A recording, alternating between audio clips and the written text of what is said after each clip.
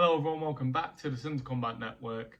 Today we're talking about Tyson Fury versus Oleksandr Usyk. And no, the news is not about either fighter. It's about one of the belts that will be on the line for the fight. Now, what has come out in recent news, well, over the last few days actually, from Michael Benson is that the IBF has sent letters to both Fury and Usyk stating that after their first fight, the winner must face Filip Hrgovic next or be stripped of the IBF title. Now, IBF's history, they do not mess about when it comes to mandatories. We saw that with Anthony Joshua when he had to fight Kubrat Pulev. We saw that when Fury won the belts the first time against Vladimir Klitschko. 7 days after winning the belt, he was stripped of the title for refusing a mandatory challenger from Glazkov, whose biggest win at that point was Steve Cunningham and Thomas Adamek, and notable for a draw with Malik Scott. So that's why Charles Martin ended up winning the IBF title and why Anthony Joshua ended up winning the IBF title, all because Fury was unfairly stripped of the belt.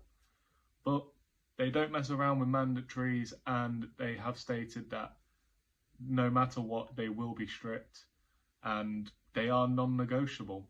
So looks like the undisputed fight that's happening won't be undisputed for very long after the result.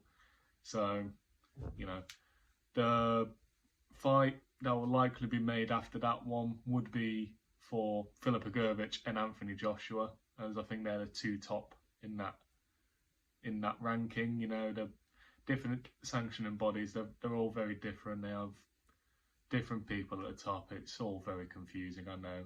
If you're new to boxing and you don't get the 4 belt sanctioning bodies, I do feel very sorry for you, because it all is very confusing. And what's my take of it? Well, it's a bit of fucking bollocks, to be honest with you. I mean, you're going to make an undisputed fight, you've approved this one, but, you know, they're likely to have an absolute fight of a lifetime. This is one of the best technical boxing fights we will ever see, let alone just in the heavyweight division, that we will ever see. And you're not going to allow them the chance to have a rematch afterwards, because they will both be inclined to have a rematch. They've both got belts on the line here. I believe it should be allowed a rematch, but IBF doesn't see it that way. They have their clear plan ahead, and they want Filip Hrgovic to have the shot. Does Filip Hrgovic deserve it? You know, I personally believe that Zhang beat Hrgovic in that fight. But before that, you know, he had been knocking on the door for top heavyweights and he was getting avoided left, right and centre. And do I feel like he deserves the world title shot? Personally, no. I wouldn't say he does. That Zhang fight really soured him for me. And at least Zhang is now getting the benefits, you know, his current WBO interim heavyweight title of the world. And, you know, why not make an interim belt if you're going to be like this? Because then at least Filip Hrgovic has something to defend. Then have him face the winner.